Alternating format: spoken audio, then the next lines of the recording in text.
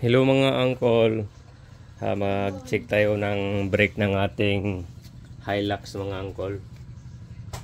Kasi 5 years na tong sasakyan na to mga angkol. Tingnan natin yung brake kung okay pa mga angkol. Medyo makapal pa mga angkol. Tingnan natin yung ano niya, part number para sunod pag bibili tayo ng brake shoe mga angkol. Alam natin ito yata yung ano, part number. Kinalawang na yung mga ilalim mga angkol, under chassis nya. Bumili na din ako ng ano nito, jack stand mga angkol.